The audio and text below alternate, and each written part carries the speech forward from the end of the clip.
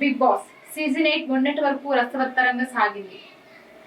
గొడవలు, అలకలు, ముచ్చట్లు, పంతాలు ఇలా ఒక్కటేంటి ప్రేక్షకులకు కావాల్సినంత ఎంటర్టైన్మెంట్ అందించారు. కానీ ఈ వారం అసలు ఎంటర్టైన్మెంట్ కాదు కదా, ఆడియన్స్ అంతగా ఇంట్రెస్ట్ కూడా చూపించడం లేదు. కానీ ఈ వారం మాత్రం మిడ్ వీక్ ఎలిమినేషన్ జరిగింది. అలాగే ఈ వీకెండ్ లో దాదాపు 8 వైల్డ్ కార్డ్ ఎంట్రీలు ఉన్నాయని సమాచారం. గత సీజన్ కు చెందిన పలువురు కంటెస్టెంట్లు మరోసారి హౌస్ లోకి పంపించనున్నారు. దీంతో ఇప్పుడు వైల్డ్ కార్డ్ ఎంట్రీలు సోషల్ మీడియాలో బజ్ నడుస్తుంది. ఈసారి హౌస్ లోకి ఎవరెవరు రాబోతున్నారో తెలుసుకోవడానికి ఆడియన్స్ ఆసక్తి చూపిస్తున్నారు. ఇదిలా ఉంటే ఈ వారం మరో ఎలిమినేషన్ ఉంటుందని తెలుస్తుంది. అయితే ఈ వారం మిడ్ వీక్ ఎలిమినేషన్ అంటూ జనాలు ఓటింగ్ ప్రకారం కాకుండా హౌస్మేట్ నిర్ణయాన్ని బట్టి ఆదిత్య భూమిను బయటకు పంపించారు. కానీ జనాల ఓటింగ్ ప్రకారం చూస్తే నైనిక అతి తక్కువ ఓట్లతో చివరి స్థానంలో ఉంది. ఆదిత్య భూమి మొత్తం 4.5 వారాల పాటు హౌస్ లో ఉన్నాడు.